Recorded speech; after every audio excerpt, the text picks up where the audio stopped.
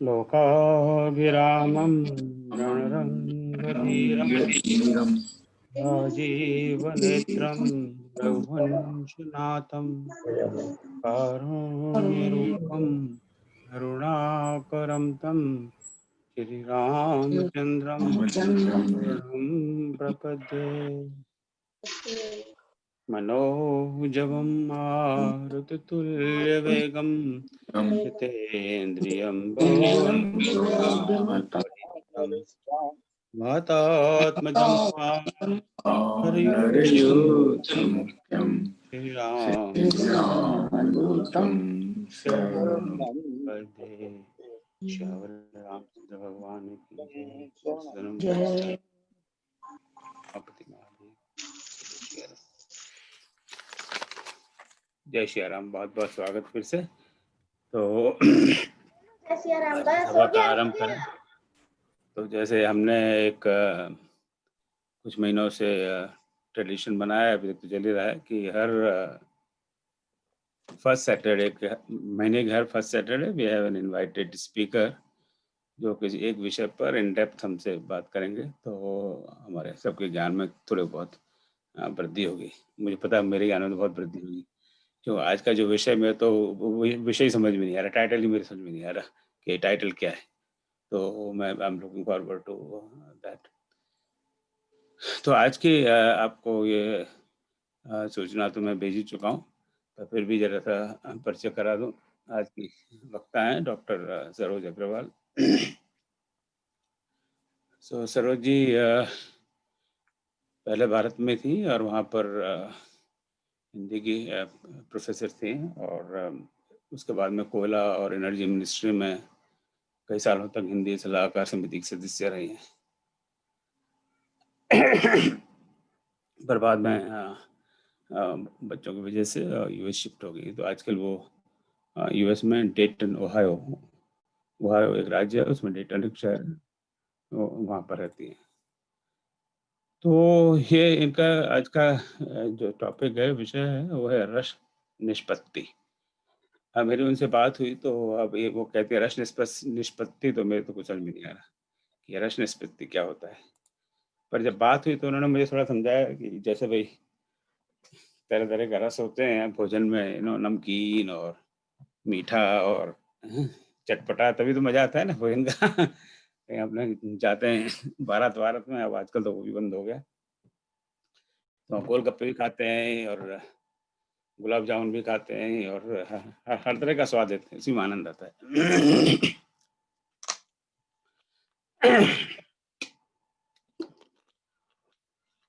तो फिर उसी तरह भाषा में भी खास करके हिंदी भाषा में कई प्रकार के रस हैं। कारुण्य रस, वीर रस, हास्य रस, रूपस रस वगैरह वगैरह। तो रामायण में तुलसीदास जी ने रसों का किस प्रकार से प्रयोग किया है, मेरे ख्याल से इसके बारे में सरोज जी बात करेंगे। तो कह रहा मैं इधर उधर की ज़्यादा बात नहीं कर रहा। I don't want to be, जैसे अंग्रेजी में कहते हैं, I don't want to be between you and the speaker. So मैं बस आपको और वक्ता के बीच में नहीं आ रहा। तो सब सरोज जी 35-40 मिनट अपनी बात करेंगे, उसके बाद में आप इनसे प्रश्न पूछिए, अपने ज्ञान में वृद्धि कीजिए और आपकी टिप्पणी को वो कीजिए। पर again as I have always requested, please give your comments and question to the topic of discussion today. तो कई बार क्या होता है कि हम और विषयों पे बात करने लग जाते हैं, तो जो मेन टॉपिक इधर उधर रह जाता है। सो उनके वक्तव्य के बाद मैं कुछ और अनाउंसमेंट्स करूँगा आगे आने वाले कार्यक्रम के बारे में। तो आदरणीय सरोजी या सरोज दीदी करना चाहिए मुझे, उनका हम स्वागत करें और उनको आमंत्रित करें कि वो अपनी वक्तव्य प्रारंभ करें। सरोज जी आइए, बहुत बहुत स्वागत है आपका। जय श्री राम। और मैं अपना आपको कर देता हूँ, आप अपने आप को अनम्यूट करें सरोज जी, फिर प्रारंभ करें। सर्वप्रथम आज मैं अपने आध्यात्मिक अध्यक्ष, अपनी इस सभा के आध्यात्मिक अध्यक्ष श्री राम सीता, भगवान शंकर पार्वती और भगवान शंकर के स्वरूप ही हनुमान जी महाराज, बाकी तो सभी देवी देवताओं को मैं प्रणाम करती हूँ। उसके बाद में आज के अपने भौतिक अध्यक्ष जी, जो भी आज जितने हैं उन सबको मेरा प्रणाम है। और मेरे सभी भाई बंधु, अब तो मैं भाई बंधु ही कहूंगी, मेरे से कोई ज्यादा बड़े नहीं हैं और ज्यादातर सब छोटे ही हैं, और जो बड़े हैं सभी का मैं अभिनंदन करती हूँ। तो इसके बाद मैं शुरू करती हूँ। जैसा कि हमारे ओम भैया ने कहा है कि उनको तो रस निष्पत्ति समझ में नहीं आएगी, आएगी भी नहीं। क्यों? क्योंकि वो इस सब्जेक्ट के हैं ही नहीं। जैसे कि मुझे उनकी वो कुछ नहीं समझ में आएगी ना, तो थोड़ा सा वही हिसाब है, हमारा हिसाब चुकता हो गया। उनको वो समझ में नहीं आ रहा और मुझे उनका समझ में नहीं आ रहा। तो मैं अब सबसे पहले रस सिद्धांत का इंट्रोडक्शन दूंगी, थोड़ा बतलाऊंगी कि कैसे, मतलब रस किसको कहते हैं असल में। सबसे पहले हम देखेंगे कि रस माने क्या है। रस एक जीवन पदार्थ है, हमको जीवन देता है ना। रस हम कहते हैं बड़ी रसीली चीज है, आम बड़ा रसीला है, अमरूद बड़ा रसीला है। क्यों है? क्योंकि उसके अंदर जल तत्व है। अगर वो तत्व न हो सूख जाएगा वो, फिर हम उसे रसीला कहेंगे ही नहीं, है ना। तो ऐसे ही साहित्य है, साहित्य में अगर इस तरह के रस होंगे तब हमें आनंद प्राप्त होगा, अन्यथा हम उसे पढ़ेंगे नहीं, छोड़ देंगे, फेंक देंगे। जैसे कि अगर देखा जाए, अगर हम हिस्ट्री के विद्यार्थी नहीं है तो हमें उतनी अच्छी नहीं लगती, पढ़ेंगे, मगर वही हिस्टोरिकल नॉवल होगा जो, या कहानी होगी, वो हम पढ़ लेंगे। क्यों? क्योंकि उसमें कल्पना रूपी रस होता है, जिसके कारण हम उसको पढ़ते हैं, आनंद होता है। तो इस तरह से हम देखेंगे कि रस, प्लीज म्यूट करिए सब लोग अपना, बहुत आवाज आ रही है। आप सबसे निवेदन है कि आप अपने आप को जरा म्यूट करें, क्योंकि आपको पता ही है जरा सी भी कहीं से आवाज़ आती है, इवन कागज़ भी हिलता है तो उसकी भी बड़ी आवाज़ आती है। So everybody please kindly turn off your system in the sense that mute yourself, ताकि फिर आवाज़ ना आए, तो बंद की बात सुनने में का आनंद भी आए। सो अभी मैं देख रहा हूँ कि सम पीपल आर सो अगर अगर आवाज आए तो see please try to mute them if you can. हाँ, सॉरी दीदी, करिए। कोई नहीं। तो मैं एक सामान्य धरातल से एक साहित्यिक धरातल पर चलूंगी। तो जैसे मैंने अभी बताया, फल का उदाहरण दिया या कुछ है, या हमारा शरीर है, जब हमारा शरीर पुष्ट होता है तो जल तत्व से पूर्ण होता है, रस से पूर्ण होता है, पुष्ट होता है।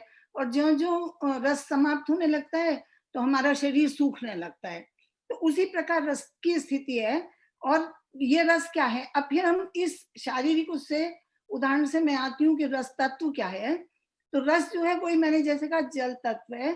और हमें अच्छा लगता है, क्यों अच्छा लगता है? जब हम केवल पानी पीते हैं, भले ही वो जीवन तत्व है, लेकिन उतना आनंद नहीं आता जितना हम उसमें नमक या चीनी या नींबू मिलाते हैं, और या संतरे का रस पीते हैं या कुछ है। तो ये एक सामान्य धरातल का रस है जो कि हमें अच्छा लगता है। अब हम आएंगे साहित्यिक रस के ऊपर।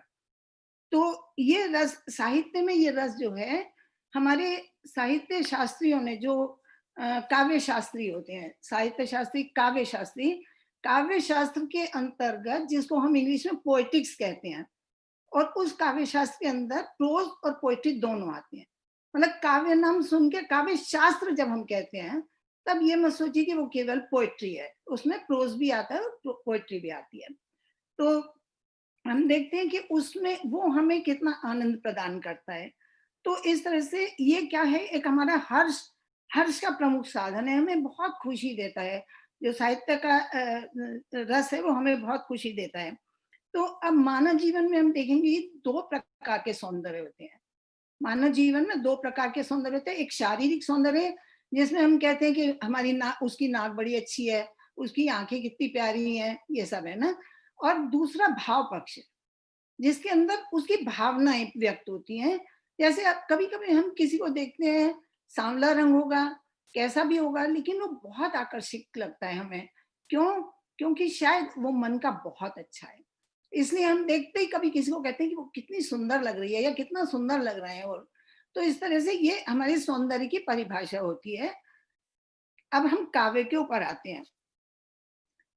साहित्य सौंदर्य जो है ये काव्य शास्त्री देन है, और इसको कहते हैं रसस्य इति रसः, यानी जिसका आस्वादन किया जाए वो रस कहलाते हैं। तो इस प्रकार से हम देखते हैं। मैं सब, और एक चीज और मैं बताना चाहूंगी कि जो हमारे ये आचार ये अच्छा अभी बाद में बताती हूँ, पहले मैं बतलाऊंगी कि हमारे यहाँ साहित्य को सुंदर बनाने के लिए 6 प्रमुख सिद्धांत दिए गए हैं, जिसे मैंने काव्य शास्त्र का नाम दिया था। उसके अंतर्गत 6 प्रमुख सिद्धांत आते हैं। एक पहला है रस सिद्धांत, दूसरा अलंकार सिद्धांत जो हमारे निरंजन जी ने बोला था 2-3 महीने पहले, वो अलंकार सिद्धांत थे। हम अलंकारों के द्वारा किस तरह अपने काव्य को सजाते हैं, साहित्य को। और तीसरा है ध्वनि सिद्धांत। ध्वनि सिद्धांत के अंदर क्या होता है, हम जो बोलते हैं ना, तो हमारी बोली में कुछ ऐसी चीज आती है जिससे कि सब लोग आकर्षित होते हैं, अच्छा लगता है। ये नहीं है कि कोई हंसे या कुछ है, लेकिन वो तो ध्वनि सिद्धांत जैसे। और ध्वनि में क्या होता है कि चमत्कार पूर्ण उक्ति होती है, जिसमें हम किसी चमत्कार के साथ कुछ नई बात कहते हैं। जैसे अगर हम समझे कि हम कहेंगे कि उसका गंगा पर घर है, तो अब गंगा के ऊपर तो नहीं हो सकता घर, तो हमें समझना होगा कि गंगा के किनारे घर है। तो इस तरह से एक चमत्कार पूर्ण उक्ति से हम बात कहते हैं। ये एक बहुत बड़ा सिद्धांत हुआ है हमारे यहाँ। फिर एक है वक्रोक्ति सिद्धांत। वक्रोक्ति माने आप समझ रहे होंगे कि वक्र माने टेढ़ा और उक्ति माने कहना, या हम जो कुछ टेढ़ा कह के कहते हैं उसका अर्थ कुछ और ही अलग निकलता है, तो इस तरह से उसे वक्रोक्ति कहते हैं। जैसे कि कोई बहुत ही यानी बेवकूफ सा है, मतलब जिसे ज्यादा अकल नहीं है, कहेंगे आइए पंडित जी बैठिए, आप तो बहुत चमत्कारिक हैं, तो वो पंडित जी कह के एक तरह से उसके ऊपर हमने एक व्यंग कस दिया। तो जो इस तरह व्यंग्यात्मक जो होता है ये वक्रोक्ति कहलाता है। और हमारी इस तरह से भाषा जो है, हिंदी भाषा, उसके 3 वो होते हैं, अभिधा भाषा, अभिधा, लक्षणा, शक्ति। भाषा कहने की 3 शक्तियां हैं। एक अभिधा शक्ति है जिसमें हम सीधे सीधे कोई बात कहते हैं, जो हमारे मैथिली शरण गुप्त ने जिस भाषा का प्रयोग किया था अपनी भाषा में। और दूसरी शक्ति है लक्षणा शक्ति, जिसमें थोड़ा सा चतुर बन के बोलते हैं, टेढ़ा सा थोड़ा। और तीसरी व्यंजना, जो मैंने अभी बतलाया ना, व्यंजना जो व्यक्त, हमेशा ये नहीं कि कोई कटाक्ष करते हैं, ऐसा नहीं है। व्यंजना या वक्रोक्ति में कटाक्ष नहीं होता, लेकिन थोड़ा सा मतलब ऐसा कहते हैं कि हम कह जाएं कुछ और उसका अर्थ कुछ अलग निकल जाए। और चौथा सिद्धांत है रीति सिद्धांत।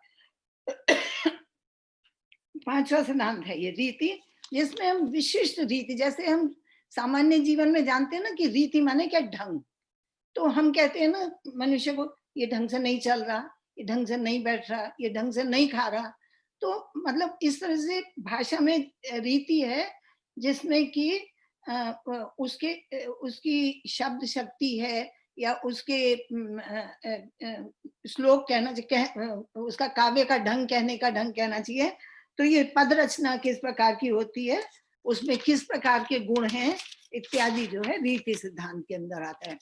और उसके बाद एक औचित्य सिद्धांत। औचित्य का जैसे मीनिंग समझ ही रहे हैं, औचित्य माने उचितता, यानी हम बात करें तो कितनी करें, कितना लिखें, ये नहीं कि एक ही चीज को बहुत ज्यादा बोलते जाएं, हम थोड़े में बहुत कुछ कह जाएं, उसको औचित्य कहते हैं। तो ये हमारे सिद्धांत हुए। अब इन सिद्धांतों के रचना का जो लेखक थे, सबसे पहले रस सिद्धांत के आचार्य हैं आचार्य भरत मुनि, जिन्होंने अपने नाट्य शास्त्र में इस रस सिद्धांत का प्रतिपादन किया। और ये आचार्य जो लोग होते हैं, ये क्या करते हैं, अपना एक सूत्र दे देते हैं, बस एक सूत्र देके छोड़ देते हैं, और बाकी आचार्य लोग कुछ थोड़ा सा तो वो भी प्रकट करते हैं, लेकिन वर्षों वर्षों जो है ये चलता रहता है, इसका विश्लेषण चलता रहता है। तो जो हमारे आचार्य हुए हैं ये भरत मुनि, ईसा से 100 शताब्दी, 100 से लेकर 400 यानी बीसी, 100 to 400 बीसी पहले ये हुए हैं, लेकिन फिर भी इनका टाइम 200 माना जाता है फिर भी। और लेकिन ये रस सिद्धांत समाप्त नहीं हुआ, ये आज तक चलता आ रहा है। यानी आचार्य तुलसीदास ने भी किया है, बीच के तो बहुत हुए ही हैं, आचार्य तुलसीदास ने किया, आचार्य रामचंद्र शुक्ल ने आज के जमाने में किया है, और आचार्य नगेंद्र ने किया है। और दूसरे हैं अलंकार सिद्धांत के धामा है इनके, और तीसरे हैं ध्वनि सिद्धांत के अभिनव, वक्रोक्ति सिद्धांत के हैं। एक मिनट यार, ये जो अब मैं ये बताऊंगी कि जो आचार्य किन्हें कहते हैं, इसमें नाम दिया आचार्य। तो आचार्य का मतलब जो इन 6 काव्य शास्त्र का जो प्रतिपादन करते हैं, उनका विश्लेषण करते हैं, उनको आचार्य कहते हैं। जबकि हमारे दक्षिण भारत में आचार्य पंडित लोगों को भी कह देते हैं, लेकिन असल में तो आचार्य ये वही लोग होते हैं जो कि काव्य शास्त्र का निर्माण या उनके जो इन आचार्यों के कहे हुए कथन है उनको जब विश्लेषित करते हैं तो उनको आचार्य कहते हैं। तो इस प्रकार से अब हम इस सिद्धांत को, हमारे जो रस सिद्धांत है, जैसे मैंने बताया कि रस सिद्धांत क्या है, रसो वही सह, यानी रस वही है, मतलब ये जिसको हम आस्वादन किया जाए, और इस तरह से ये जो है कहा गया है। अब हम देखेंगे कि इसमें क्या है, रस बनेगा वो मैं बताऊंगी, रस निष्पत्ति कैसे होती है। लेकिन सामान्य जीवन में हम अब इस जीवन से आगे बढ़ते हैं। सामान्य जीवन में रस एक तरल पदार्थ है जो जीवन तत्व है, जैसे शरीर में। अच्छा, इसके बाद में हाँ, रस को ब्रह्मानंद सहोदर कहा गया है। सबसे पहली बात है, रस को क्या कहा गया, ब्रह्मानंद सहोदर। क्यों? ब्रह्म मतलब ब्रह्मानंद का भाई, ब्रह्मानंद नहीं कहा गया। क्यों? क्योंकि ब्रह्मानंद जो है वो परमानेंट है, वो फिर हटता नहीं है, अगर हमें एक बार मिल जाता है हटता नहीं है। लेकिन सहोदर माने उसका भाई है जो विचलित हो जाता है, जो हमें कुछ समय के लिए तो आनंद देता है लेकिन फिर वो हट जाता है। तो इस प्रकार से ये ब्रह्मानंद सहोदर कहा गया है, और इसको काव्य की आत्मा भी कहा गया है। इसीलिए बाकी रसों की इतनी वो नहीं हुई जितनी कि रस सिद्धांत को महत्व मिला है, बाकी सिद्धांतों को इतना महत्व नहीं मिला है। तो साहित्य में ब्रह्मानंद जो है सतत स्थायी है, किंतु काव्यानंद कुछ समय बाद समाप्त हो जाए, इसी कारण इसे ब्रह्मानंद सहोदर कहा गया है। ये रस जो स्वप्रकाश्य भी है, चिन्मय भी है, स्पर्श शून्य, मतलब उसको स्पर्श भी नहीं कर सकते हम लोग ना, तो इसलिए ब्रह्मानंद सहोदर कहा गया है। तो रस लब्ध्वा आनंदी भवति, अर्थात रस के स्वरूप को जानकर ही हम आनंदित होते हैं। जैसे योगी परमात्मा को प्राप्त कर आनंद होते हैं, वैसे ही पाठकगण रस को प्राप्त होकर आनंदित होते हैं। ऐसे पाठक को सहृदय, जो इनकी अनुभूति कर लेता है, जैसा वर्णन चल रहा है उसकी अनुभूति जो करता है उसको सहृदय कहते हैं। और जो अनुभूति नहीं करता, जैसे मान लीजिए कोई हास्य की ये रस जो है ना, दृश्य काव्य और श्रव्य काव्य दोनों में होता है। जैसे दृश्य हो गया कि नाटक वगैरह हो गया, और श्रव्य यानी कथा वगैरह होती है जो, तो इस तरह से दोनों में ये आ जाता है। और जैसे कभी कोई नाटक कर रहा है तो हम जो करे उसका हम देख के हंस पड़ते हैं, तो हम हंस पड़ते हैं। पर 2 तरह के लोग होते हैं, एक तो हंसते हैं, वो खुश होते हैं, तो यहाँ उनके अंदर रस आ जाता है, वो अनुभव कर रहे हैं हास्य रस का। लेकिन कोई कोई कहता है क्या भौंडी आकृति कर रहा है, तो वो सहृदय नहीं कहलाता। सहृदय वो कहलाता है जो वर्णन देख के या पढ़कर या सुनकर हम अनुभव करें, उसको सहृदय कहते हैं।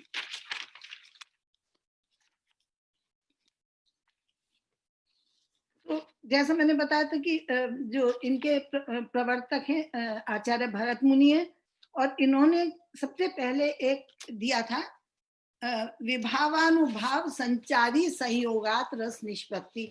सॉरी, मैं बहुत चाह रही थी कि वो बना लेते कुछ, लेकिन वो हिंदी में होने के कारण नहीं बन पाया, तो मैं बस ऐसे दिखाती हूँ। ये शायद दिख रहा है ठीक से आप लोगों को? जी दिख रहा है जी। दिखा? जी जी दिख रहा है। हाँ, ये है उनका पहला सूत्र, विभावानुभाव व्यभिचारी संयोगात रस निष्पत्ति। अब इसमें 4 चीजें आती हैं। सबसे पहले एक होता है स्थायी भाव, जो हमारे मन के अंदर रहता ही रहता है, वो मैं आगे डिटेल में बतलाऊंगी। और दूसरा है विभाव, जो विभाव आता है, भाव जो हमारे हम कोई वर्णन पढ़ के जो भाव हमारे अंदर उठता है ऊपर, उसकी फिर क्या प्रतिक्रियाएं होती हैं। और किस पर होती हैं और किसके द्वारा होती हैं, उसको विभाव कहते हैं। तो विभाव में दो चीजें आती हैं। विभाव में दो चीजें आती हैं, एक आश्रय, एक आलम्बन। जैसे आश्रय माने अगर सामने का वर्णन पढ़ के मेरे अंदर कुछ हो रहा है तो मैं आश्रय हूं, और किसके द्वारा, किसको देखकर हो रहा है, सामने जिसको देखकर जो मतलब मेरे सामने कुछ कर रहा है या मैं वर्णन पढ़ रही हूँ, वो आलम्बन कहलाए। आलम्बन माने सहारा, जिसको देखकर। आश्रय माने घर, तो वो आश्रय होता है और आलम्बन होता है। फिर इसके बाद क्या होता है, जब मेरे अंदर रस प्रस्फुटित हो रहा है, मान लीजिए हास्य रस को लेके अगर हम चले, मान लीजिए मेरे अंदर हंसी का जो मेरा स्थायी भाव अंदर हृदय में था, हास, वो ऊपर उठ रहा है अब थोड़ा थोड़ा उसको देखकर। तो उसके बाद मेरे अंदर फिर अनुभाव माने भाव के बाद क्या आता है, अनु माने पीछे, जैसे है ना अनुज बोलते हैं, तो ज माने जो भाई के बाद में अनुज हुआ। तो इसी तरह अनुभाव यानी जो भाव के बाद आता है उसको अनुभाव कहते हैं। और ये अनुभाव चार प्रकार के होते हैं। एक कायिक होता है जो शरीर के द्वारा दिखाई देता है, एक वाचिक होता है जो शब्द से दिखाई देता है, एक सात्विक होता है जो मन में रहता है, मन से प्रस्फुटित होता है, और चौथा आहार्य होता है जो कि सामने वाले की एक्टिंग देख के उसके अंदर आता है। तो ये देखिए अनुभाव में दिखाती हूँ। दिख गया, दिख रहा है, पूरा दिखा, दिखा ये? हाँ जी, दिख रहा है। हाँ दिख गया। तो ये अनुभव हुआ। इसके बाद अब चौथी स्थिति आती है संचारी भाव, यानी अब जो है रस का संचरण हो जाता है। मतलब मैं खिलखिला के हंस पड़ती हूँ, हंसी का हुआ तो खिलखिला के हंस पड़ी, तो ये हुआ ये देखिए संचारी भाव। ठीक है, तो ये संचारी भाव जो है ये 33 प्रकार के होते हैं। तो मैं थोड़े से नाम तो बता देती हूँ, जो जैसे मान लीजिए अब मैं हंसी तो मेरे आंखों में आंसू आ गए, हंसते हंसते लोटपोट हो गई। ये जो मेरा हंसनी जब दूसरों को प्रकट हो जाता है, तो क्योंकि मेरे अंदर ये संचरण हो गया, इसीलिए इसको संचारी भाव कहते हैं। तो ठीक है, अब मैं इन एक एक अवयव को लेकर थोड़ा सा बताऊंगी कि ये जो है भाव विभाव, भाव विभाव, अनुभावी, संचारी भाव के संयोग से ही रस निष्पत्ति होती है। अगर एक चीज भी कम होगी तो नहीं होगी। इनका मानना है कि हर व्यक्ति के हृदय में रस का स्थायी भाव सुप्त अवस्था में रहता है। किनका कहना है? भरत मुनि का। तो भावानुकूल अभिव्यक्ति पाकर ये उद्बुद्ध होते हैं, जागृत होते हैं, और इनमें रस का परिपाक हो जाता है। जब नाना प्रकार के भावों के मिलने से स्थायी भाव ऊपर उठता है, उपगत कहते हैं, उपगत माने ऊपर उठना, तो रस की निष्पत्ति, इसी को रस निष्पत्ति, रस निष्पन्न होना, निष्पन्न माने संपन्न होना। तो इसलिए निष्पत्ति ये है रस की निष्पत्ति, कि रस का संपन्न होना, ऊपर उठना, ये है। अब हम रस के अवयवों के ऊपर अब आते, जो मैंने आपको दिखाया वो अवयव है। तो इन्हीं के द्वारा जो ये जब सारे मिलते हैं तभी रस का परिपाक होता है। पहला स्थायी भाव। स्थायी भाव क्या होता है? हमारे मन में रहते हैं वो भाव। तो वो उस वर्णन से, चाहे दृश्य काव्य हो, श्रव्य काव्य हो, या जो भी काव्य है, सुनना देखना, जिनसे भी वो भाव हमारा जब ऊपर उठ के आता है तो उसको स्थायी भाव कहते हैं। ये भाव रहते हैं मन में, हटते नहीं है, बस ये कि वर्णन के हिसाब से ऊपर आते हैं। जैसे अब ये मान लीजिए आप हंस रहे हैं, अभी आपको कोई करुण रस का दिखा या किसी शव यात्रा जा रही, एकदम आपकी आंखों में आंसू आ जाएंगे, तो ये नीचे चला जाएगा और वो भाव ऊपर उठकर आ जाएगा। तो ये हमारे शरीर के अंदर पहले हमारे यहाँ 9 रस कहे गए थे, लेकिन अब कहते हैं कि 11 रस हो गए हैं। तो इस तरह से हैं। तो ये है अब विभाव का, ये तो स्थायी भाव हुआ। अब विभाव है, जो विभाव मैंने बताया कि भाव के जब भाव ऊपर आया तो उसके 2 भाग हुए, आश्रय हुआ और आलम्बन हुआ। तो आश्रय कौन है? मैं हूं, मान लीजिए मेरे अंदर रस आ रहा है, और आलम्बन कौन है? सामने वाला, जिसको देखकर मेरे अंदर ये प्रक्रियाएं हो रही हैं। तो ये 2 चीज हैं, आलम्बन और विभाव के 2 भाग हैं। अब तीसरा आता है उद्दीपन। अब क्या, जब विभाव हो गया, इस तरह की परिस्थिति बन गई, हम कोई चीज देख के ही प्रभावित होते ना, जब कोई परिस्थिति बन गई तब अनुभाव आएगा। अब उसके बाद अ, अनुभव आएगा। अनुभव में क्या आएगा, मैं जब मान लीजिए मैंने हास्य का दृश्य है, तो मेरे अंदर क्या होगा, मुस्कुराहट आ जाएगी, या मैं दूसरे से एकदम इशारा करूंगी या कुछ करूंगी, तो उसको अनुभव कहते हैं। ये चीजें जो मेरे अंदर आएंगी। और चौथा संचारी भाव, जैसा मैंने बताया ही था कि चौथा संचार, और जो इसमें मैंने बताया था अनुभव के 4 बातें, जैसे कि मैं किसी से कहूंगी मुझे वर्णन हंसी है, देखो कितना सुंदर वर्णन किया है ना, तो ये मेरा वाचिक हो जाएगा। कायिक में मेरे हंसे पे मुस्कुराहट आएगी, चाहे व्यंग की आए या कोई भी आएगी, वो कायिक हो जाएगी। काया माने शरीर, वो कायिक हो जाएगी। और तीसरा है सात्विक। सात्विक में मेरे को अंदर बहुत अच्छा लगेगा, जिससे दूसरा सामने वाला समझ जाएगा कि मैं बहुत खुश हूँ। और आहार है, चौथा है आहार है। ये कृत्रिम होता है, बनावटी होता है। वो क्यों होता है, सामने वाले की शक्ल देख के हमारे अंदर आएगा। जैसे सामने वाला जैसा मुंह बना रहा है, जोकर मुंह बना रहा है, तो मेरे अंदर जो भाव आएगा उसको आहार्य भाव कहते हैं। तो इस प्रकार। अब उसके बाद अंतिम है व्यभिचारी भाव। व्यभिचारी भाव का मतलब है, ये मेरे अंदर अब संचरण हो गया, जो आप लोग देख सकते हैं कि मैं, मेरे अंदर रस आ गया है। तो ये क्या है, संचारी भाव, जो ये बहुत सारे होते हैं, 33 बताए हैं।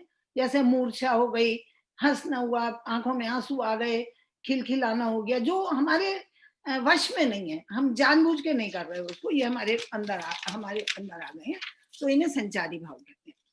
तो आचार्य भरत के अनुसार जो है रस के 8 थे, लेकिन बाद में और 3 आ गए। तो पहला है श्रृंगार रस। श्रृंगार रस में 2 चीजें हैं, एक संयोग श्रृंगार जहां मिलन होता है, नायक नायिका का मिलन रहता है, खुश रहते हैं, और एक विप्रलम्ब श्रृंगार जिसे वियोग श्रृंगार कहते हैं। उसमें क्या है, नायक नायिका का वियोग होता है, जैसे राम और सीता का था, वनवास में थे, सीता उस रावण की अशोक वाटिका में थी और राम यहाँ थे, तो ये विप्रलम्ब श्रृंगार है। और संयोग श्रृंगार में जनक वाटिका में जो हुआ था वर्णन, वो संयोग श्रृंगार कहलाता है। दूसरा है करुण रस। करुण रस में शोक होता है, जैसे कहीं किसी की मृत्यु हो गई है, कोई भी चीज है तो हम देखते हैं, शोक है। फिर है हास्य रस, जिसका मूल भाव, जो मैं कह रही थी ना स्थायी भाव होते हैं, वो हंसी है। और वीर रस है चौथा, जिसका है उत्साह। फिर है भयानक रस। वीर रस का उत्साह, जब मतलब वीरता का काम होगा तो हमारे अंदर बहुत उत्साह आएगा। फिर है भयानक रस, जिसमें भय होता है। फिर रौद्र रस है, रौद्र रूप देख के, जैसे हनुमान जी का रौद्र रूप देख के डर गए, तो रौद्र रूप में क्रोध होता है। रौद्र इंसान कब होता है, जो उसके अंदर बहुत अधिक क्रोध होता है। और फिर अद्भुत रस। अद्भुत रस माने आश्चर्य, जैसे भगवान का जब जन्म हुआ था, तो माँ कौशल्या एकदम माता पुनि बोली, अहिमति डोली तजहु ताती है रूपा, एकदम चकित हो गई थी कि क्या कर रहे हो तुम ये। तो फिर शांत रस, जिसका है निर्वेद, मतलब बिल्कुल इंसान संसारिक, उनसे सब हट जाता है। कोई छोटी उम्र में भी हटता है, कोई वृद्धावस्था में हटता है, शांत हो जाता है, तो उसका निर्वेद है। फिर विभत्स है। विभत्स माने घृणा, जैसे नाम से विभत्स, बड़ा घृणा। जैसे युद्ध क्षेत्र में आप देखिए, खून पड़ा है, मार काट है, तो हमें घृणा सी आती है ना, कई बार लोग घृणा से थूक के चले जाते हैं, उसी को रस का परिपाक कहते हैं। मतलब रस पककर ऊपर आ गया, यानी आपने घृणा से थूक दिया, इसका मतलब आपके अंदर वो रस जागृत हो गया।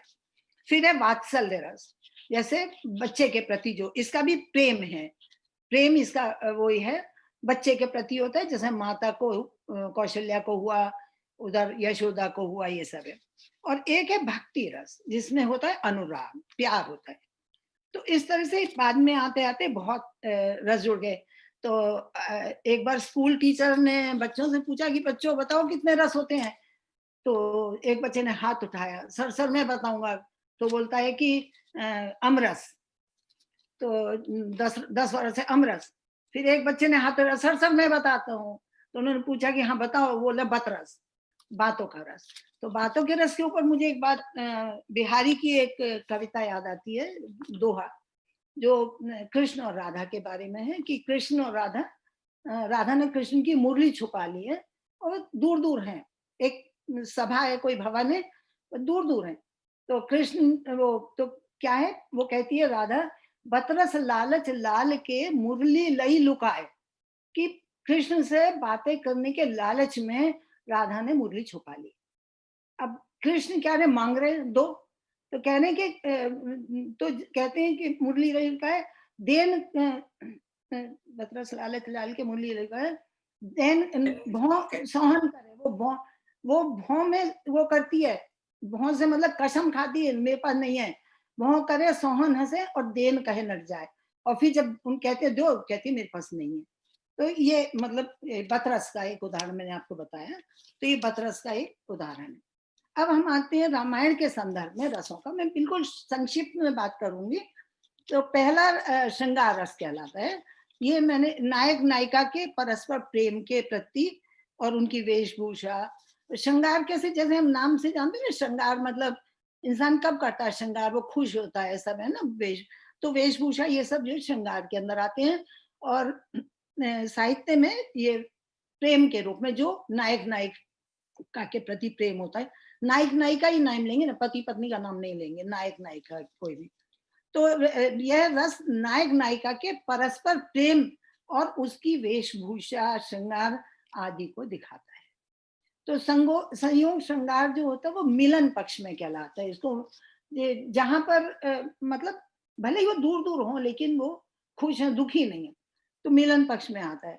तो ये हम देखेंगे रामायण में जनक वाटिका में जब सीता जी के बारे में कहा ना, कंकन किंकिनी नूपुर धुनि सुनी कहत लखन सम राम हृदय गुनी, मानो मदन दुंदुभि दीनी विश्वा विश्व मनसा विश्व जय कर लेनी। फिर और भी है, गई फिर चितई त्योर, चल वो तो छोड़ेंगे। अब यहाँ पर देखिए क्या होता है कि राम के मन में प्रेम जागृत हो रहा है सीता को देखकर। कंकन किंकिनी नूपुर धुनि सुनी कहत लखन सम राम हृदय गुनी, तो राम के मन में प्रेम जागृत हो रहा है। तो ये यहाँ पर राम आश्रय है और सीता आलम्बन। अब आगे क्या होता है, फिर विभाव आता है, आश्रय के मन के भाव। तो वो तो कायिक में उनके हो गया, वो मतलब बड़े विचलित से हो रहे हैं। और वाचा मतलब लक्ष्मण से कह रहे हैं कि रघुवंश इनको सहज स्वभाव मन कुपंत करी जात न काहू, कि तो रघुवंशियों का पहले बता दिखाना चाह रहे हैं कि मुझे थोड़ा सीता के प्रति आकर्षण हो रहा है। अब लक्ष्मण छोटा भाई है, संकोच हो रहा है, शर्म आ रही है, तो झट से बात पलट के कहते हैं रघुवंश इनको सहज स्वभाव मन कुपंत कर जात न काहू, अर्थात मेरा मन गलत नहीं हो रहा है, ये यानी अपनी सफाई दे रही है, वाचिक हो गया। और सात्विक में तो उनके अंदर जो प्रेम का उद्भाव हो रहा है, ऊपर उठ रहा है प्रेम, वो सात्विक है। और आहार्य में क्या, सीता की जो थे कंकन किंकिनी नूपुर धुनि सुनी, ये आहार्य में आ जाता है कि उनकी उनको सुनकर वो जो थे वो हो गए। ये तो इस प्रकार से ये हो गया। तो अब हम आएंगे वियोग श्रृंगार के ऊपर। इसमें सुंदरकांड का दोहा है ना, तात सक्र सुत कथा सुनाओ, बान प्रताप प्रभु ही समझाओ। तो मतलब सीता है, अब यहाँ पर आश्रय सीता है, आलम्बन कौन है, राम है।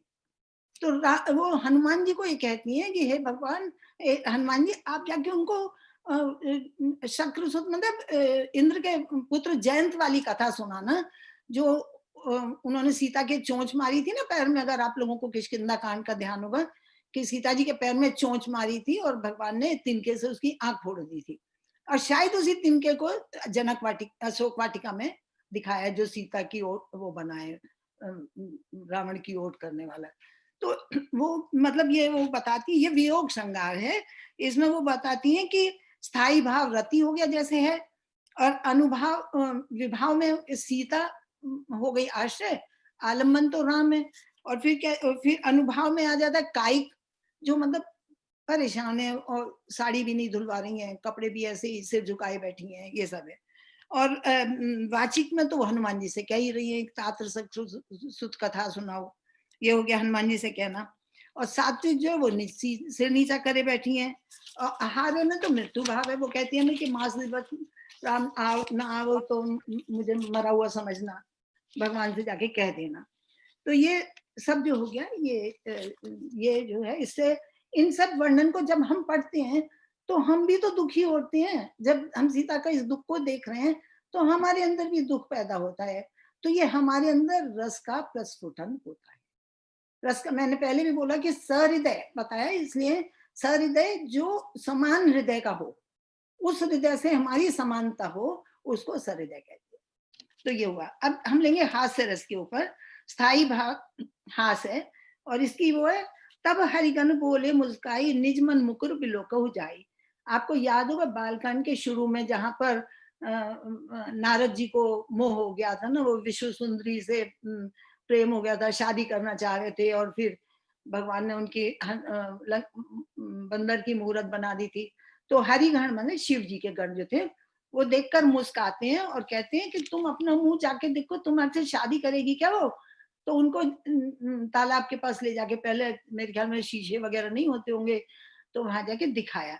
तो ये हास्य रस का, इसमें स्थाई भाव हास्य, आलम्बन हरिगण है और आश्रय नारद है। नारद जी आश्रय है ना, क्योंकि नारद जी के मन में ही आएगा ना वो। अच्छा, अनुभाव में नारद को चिढ़ाना, चिल्लाना। नारद का के अंदर क्या आता है कि नारद जी चिढ़ते हैं, चिल्लाते हैं, हरिगणों को शाप देते हैं, क्रोध करते हैं। और बंदर की आकृति। अब संचारी भाव में दुखी होना, क्रोध करना, हरिगणों को शाप देना, चिल्लाना, भागना। ये जो संचारी भाव है ये थोड़ा सा अनुभाव में आता है, लेकिन संचारी भाव में जो वो अपने आप होता है, ये एक अंतर है। जो स्वयं होता है उसमें तो वो करता है, गुस्सा कर रहा है, लेकिन ये अपने आप हो जाता है, चिल्लाने लगते, कभी इतना कंट्रोल नहीं रहता, ये संचारी भाव होता है। अब हम आएंगे वीर रस के ऊपर। वीर रस में जैसे आप जानती हैं वीरता उसका नाम है, वीरता उसका प्रथम गुण है। जब तो उसका स्थायी भाव उत्साह। तो वीरता में क्रोध नहीं होता, वीरता में क्या है, उत्साह। हनुमान जी बोलते हम जाएंगे, लक्ष्मण जी बोलते हम जाएंगे युद्ध करने के लिए, तो ये उत्साह होता है। तो इसमें इसकी एक पंक्ति बोलूंगी, तब रावण पठे भटनाना तिनहि देखी गर्जहु हनुमान। तो वीर रस में स्थायी भाव उत्साह हुआ, विभाव में आलम्बन तो हनुमान हुए और आश्रय राक्षस लोग हुए, क्योंकि हनुमान जी के चिल्लाने से, गर्जना से राक्षस लोग घबरा गए थे ना, तो आश्रय वो हुए और आलम्बन क्योंकि हनुमान जी के द्वारा हुआ था, तो वो आलम्बन हुए। और अनुभाव अब आएगा इसके बाद। सॉरी, अनुभाव जब हो चुका है, विभाव हो चुका, आश्रय और आलम्बन, अब अनुभाव आता है आश्रय की चेष्टाएं। तो क्या चेष्टा है, कायिक चेष्टा में दौड़ना, भागना, डर के भाग रहे हैं, मुंह से बोलना हम तुम्हें मार डालेंगे, या रावण से कहना बचाओ बचाओ हमें, ये है। और तीसरा सात्विक है, जो अंदर की उनकी घबराहट है। और आहार्य में हनुमान जी से डर के भागना, एकदम डर के भागते हैं। तो ये हुआ वीर रस। अब हम आएंगे भयानक रस पे। भयानक रस का स्थायी भाव भय है, डर। तो इसमें मरकट बदन भयंकर भारी, देही देखत हृदय क्रोध भा भारी। तो वो कहते हैं बंदर का एकदम भयंकर, ऐसा भयंकर शक्ल देखी कि उनके हृदय में क्रोध आ गया। तो वो जो उससे उन्हें भय हुआ, बहुत डर लगा उन्हें, तो ये हो जाता है। इसमें विभाव जो है आलम्बन, आश्रय। आलम्बन नारद है, क्योंकि नारद को देख के हुआ ना। और आश्रय क्या थी, राजकन्या। सॉरी, ये उस समय का वर्णन है जब वो सुंदरी से शादी करने गए थे। उस समय का ये वर्णन है कि जब वो सुंदरी से शादी करने के लिए गए थे और वहां पे राजकन्या, ये नारद जी अपना सिर ऊपर उठा रहे थे ना कि मुझे जयमाला पहना है, तो राजकन्या ने इनका बंदर का मुख देखा और वो डर गई, उसे बहुत बुरा लगा देख के, बहुत खराब लगा। तो ये एक्चुअली उस समय का वर्णन है। तो वो कहते हैं कि आलम्बन नारद जी हैं और आश्रय राजकन्या है। राजकन्या के मन में भय हुआ ना। और फिर अनुभाव में स्वयंवर में बंदर के मुख को देखकर राजकन्या को क्या हुआ, क्रोध आया, बुरा लगा। फिर क्या हुआ, कायिक में क्या होता है, उसने भौएं चढ़ाई, मुंह मटकाया, और वाचिक में कुछ अपशब्द बोले, जा बंदर छोड़, कहाँ आ रहा है तू, इस तरह से अपशब्द बोले, जा जा बड़ा आया माला पहनने के लिए, चल भाग यहाँ से, ऐसे ऐसे जो भी है वो वाचिक हो गया। और सात्विक में मुंह फेर लेना, जो उसके मन के भाव थे उसने मुंह फेर लिया, और आहार्य में नाक बहुत सकोड़ती हुई वो आगे बढ़ गई, चली गई, बस ये हुआ। और संचारी भाव में तो फिर वही आ गया, नाक बहुत सकोड़ना, मुंह तरेरना, मुंह फेरना, या मूर्छित तो नहीं हुई यहाँ पे वो। तो ये अब आता है रौद्र रस। रौद्र माने भयंकर, बहुत, जिसे उसका स्थायी भाव है क्रोध, उसको देख के गुस्सा आता है। तो यहाँ पर लंका कांड में कुंभकर्ण को देख के होता है, कुंभकर्ण रन रंग बिरंग विरुद्धा, सन्मुख चला कान काल जनु क्रुद्धा, कोटि कोटि कपि धरि धरि खाई, जनु टिड्डी गिरी गुहा समाई। तो मतलब कि उसके देखकर ऐसा हुआ। तो विभाव यहाँ पर में जो आलम्बन हो जाता है कुंभकर्ण, कुंभकर्ण को देख के ऐसा हो रहा है हनुमान अपनी वानर सेना में। और अनुभाव विभाव आलम्बन वो, और आश्रय वानर सेना है। उसको कुंभकर्ण को देखकर जो उनके अंदर क्रोध आता है, रुद्रता आती है, वो है। तो आलम्बन हुआ कुंभकर्ण और आश्रय हुए वानर सेना। अब अनुभाव में क्या होता है, कायिक में होते हैं या तो वो डर कर भाग रहे हैं, और वाचिक में वो कहने बचाओ बचाओ बचाओ, सात्विक में घबराना, अंदर से घबराहट हो रही है, और आहार्य में कुंभकर्ण के रूप की वेशभूषा को देखकर, उसके आकार को, विकृति को, इन सबको देखकर वो घबरा रहे।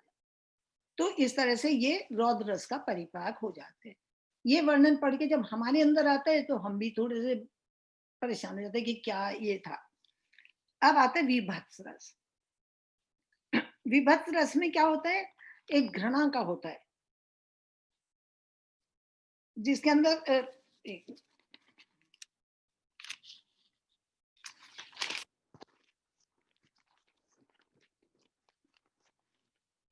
विभत्स रस में इसका उदाहरण है, मज्जई भूत पिशाच बेताला, प्रमथ महाझोटिंग कराला, कंक काक ले भूजा उड़ाई, एक ते छीनी एक ले खाई, जोगी ने भरी भरी खप्पर संचई, भूत पिशाच बधू नब नटई, भट्ट कपाल करताल बजावई, चामुंडा नाच नाना विध नाची। तो इसका इसमें फिर वही हो जाता है ना कि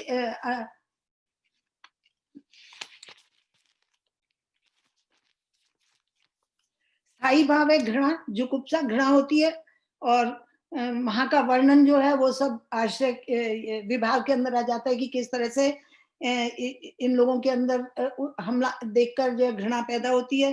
काक माने कौआ, ये जो है भुजाओं को लेके उड़ रहे हैं, रुधिर बह रहा है, ये सब हो रहा है। तो ये सब जो है ये घृणा का वातावरण पैदा होता है वहां पर वानर लोगों के अंदर और राम की सेना के अंदर। और फिर उनका संचारी भाव, अनुभाव वही होता है कि घृणा से थूक रहे हैं और मुंह फेर रहे हैं, सब कर रहे हैं।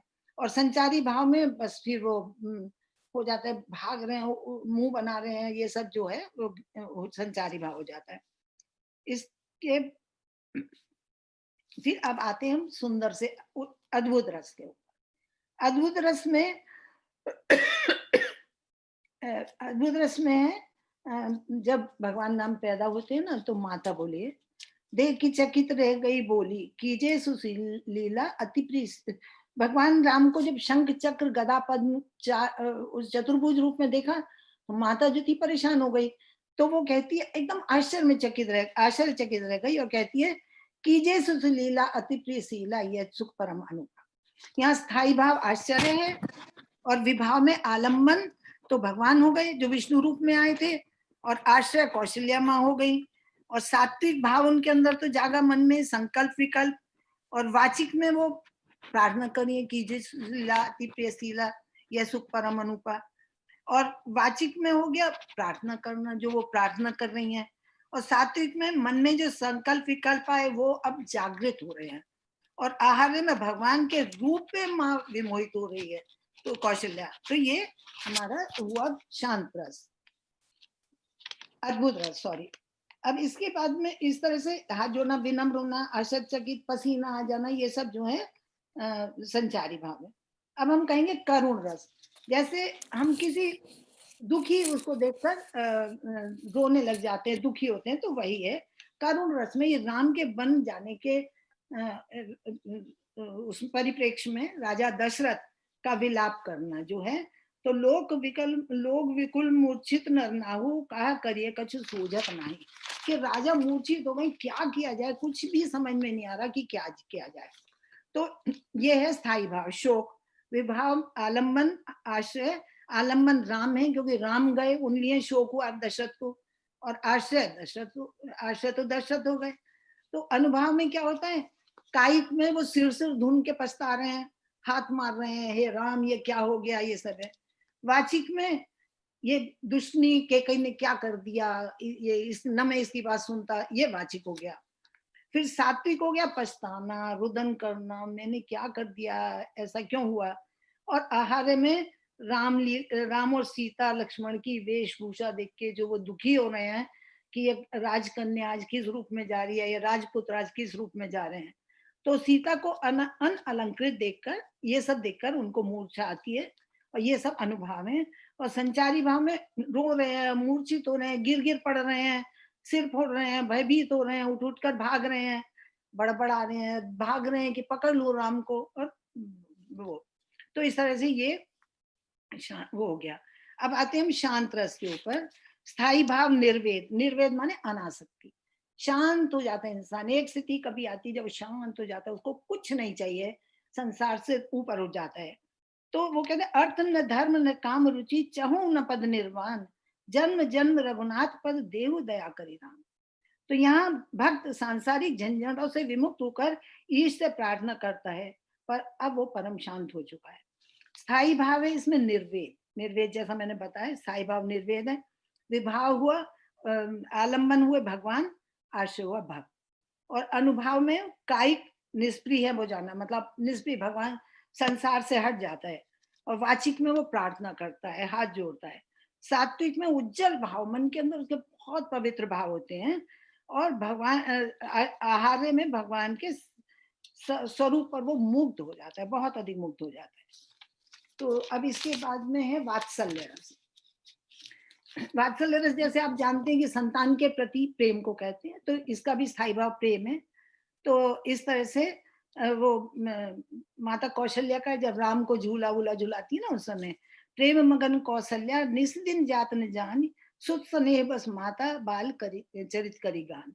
तो राम के रूप में भीगी कौशल्या, रात को उनको रात और दिन का पता ही नहीं रहता, और वे पुनः स्नेह में डूबी केवल उनके बाल चरित्र को ही नैनों के समक्ष पाती हैं। तो यहाँ पर स्थायी भाव है पुत्र रति, आश्रय है कौशल्या, आलम्बन है राम, अनुभाव है काचिक, राम का कार्य करना, निलाना, झूला झुलाना, ये सब। वाचिक में गाना गाना, उनको गाना या कुछ भी, तू मेरे लाल तू बड़ा अच्छा, कुछ भी ऐसा बोलना। सात्विक माने मस्त होना, सूझ बूझ खो जाना अपनी, और राम की क्रीड़ाओं से मस्त हो जाना। तो और व्यभिचारी यानी संचारी भाव जो है, अपनी सुध बुद्ध खोना, जैसे बताया ना कि वो दिन रात उसी में डूबी रहती, उन्हें कुछ पता नहीं है क्या हो रहा है। तो सुध बुद्ध खोना, मस्त होना, खुश होना, चमत्कृत होना, राम की बातों को पुनः पुनः स्मरण करना, अनिष्ट की से भयभीत होना और सेहरना आदि आदि। तो ये हो गए, ये हो गए निर्वेद। अंत में है भक्ति रस। इस रस के 4 प्रमुख आचार्य हैं। अच्छा, भक्ति रस में भक्ति जो प्रमुख हो जाती है, और भक्ति रस में हाँ स्थायी भाव जो है रति है, ईश्वर के प्रति प्रेम है। विभाव आश्रय जो है भक्त हो जाता है, आलम्बन भगवान हो जाते हैं। अनुभाव में वो कायिक जो है हाथ जोड़ता है, वो करता है, और वाचिक में प्रार्थना करता है, सात्विक में गदगद होता है, और फिर भगवान के सौंदर्य पर मुग्ध होता है। और संचारी भाव में स्फुरण होना, गला भरना, गदगद होना, समयातीत स्थिति में पहुंच जाना, पसीने पसीने होना आदि। तो ये रस पूरे हो गए। और अगर समय हो तो मैं बहुत छोटा सा 2 मिनट का टाइम और लूंगी मैं, है समय 2 मिनट, 2-3 मिनट। अब ये जो इतना सब के बाद में ये तो रस परिपाक हुए, ये हम सब साहित्य में ये पढ़ के या देख के या सुन के, हम कथा सुनते हैं, उसमें भी तो हम रोने लग जाते हैं ना, या खुश होते हैं, हंसते हैं, अरे कितनी बढ़िया बात करी ऐसे। तो अब ये रस जो है, इसका एक अगला चरण है साधारणीकरण। उस साधारणीकरण का मतलब साधारण हो जाना, यानी सामने वाला और मैं साधारण हो, बिल्कुल। तो जो मतलब जो आश्रय है, यानी उसके साथ हम एकदम साधारण हो जाते हैं, और हर सीमा से जब हम अलग हट जाते हैं तो उसको साधारणीकरण कहते हैं। यस, जैसे अगर अशोक वाटिका में सीता रो रही हैं, उनके विलाप को देख के हम रोने लग जाते हैं, तो वो हमारा वो साधारणीकरण हो गया।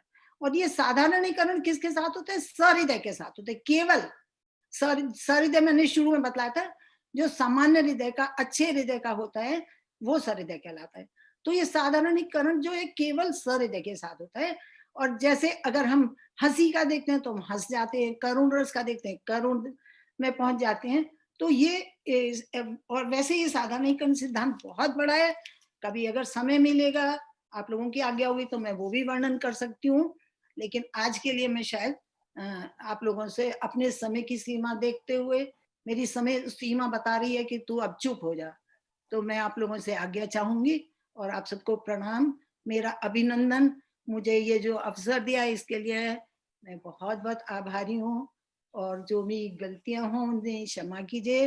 और कोशिश तो की है कि मैं समझा सकूं, पर क्योंकि इतना बड़ा है ये, तो संक्षेप में मैं इतना ही कह सकी। तो मैं अपनी गलतियों के लिए क्षमा भी मांगूंगी और आप सबों का आभार भी प्रकट करूंगी और सबको प्रणाम भी करूंगी, और भगवान को तो सबसे पहले प्रणाम। नमस्कार। बहुत सुंदर। बहुत सुंदर, बहुत बहुत धन्यवाद सरोजी। सब जरा एक मिनट इनके लिए तालियां तो बच्चे हैं जरा। हाँ जरा आप सब लोग थोड़ी तालियां वालियां भेजिए। क्या बात है, तो आपने तो बस सब रसों में डुबो दिया हमें। तो पता ही कब किस रस का आनंद लें, ये एक प्रश्न खड़ा होता है। तो बहुत बहुत धन्यवाद सरो दीदी। So kind of you. अब इस विषय पे अपने चर्चा करेंगे, पर उसके पहले मैं एक दो चीज की जरा जानकारी आपको दे दूं। आपको पता है कि इस समय दो मेजर प्रोजेक्ट अपने रामचरित मंथन के चल रहे हैं। आपका कई लोग उसमें जुड़े हुए हैं, डायरेक्टली जुड़े हुए हैं। एक है राम काव्य पीयूष, जो एक पुस्तक बन रही है जिसमें भगवान राम और राम परिवार और रामायण की घटनाएं वगैरह से लेकर कविताओं का संकलन है।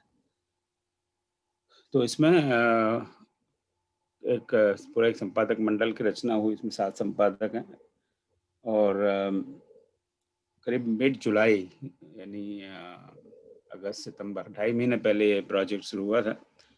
तो करीब 250 कविताएं हमारे पास आई प्रकाशन के हेतु से, और संपादक मंडल ने उनका चुनाव करके और करीब 150 रचनाओं का चयन किया है। तो 151 अच्छा शुभ नंबर होता है, तो इसमें 151 कविताएं होंगी। सब कविताएं फाइनलाइज हो चुकी हैं। अब इसके बाद में अब कोई गुंजाइश नहीं है कोई कविता जोड़ने की, घटाने की। तो पहले तो जिन भाइयों और बहनों ने अपनी कविताएं भेजी हैं उनका मैं बहुत आभार मानता हूँ। और किसी कारणवश अगर हम आपकी कविताएं नहीं छाप पा रहे, तो प्रकाशित नहीं कर पाए, तो मैं क्षमा चाहता हूँ। The process that we have used is extremely rigorous process. हर कविता को 2 संपादकों ने देखा, उनकी राय दी, दोनों में अगर सहमति नहीं बनी तो तीसरे से पूछा, तीसरे से सहमति नहीं बनी तो फिर और आगे विचार किया। So very very very detailed things. तो ये करीब प्रोसेस खत्म हो चुकी है। 150 कविताएं सिलेक्ट हो चुकी हैं। इन सब कवियों को उसका फाइनल जो वर्जन है अगले सप्ताह। उपमा जी, you are sharing your screen. Shiv? Shiv? Yeah, I know, like, I have removed her also. So how did she share screen? Yeah. Okay. मुझे तो सारे स्क्रीन पे अब क्या गड़बड़ कर दिया उन्होंने।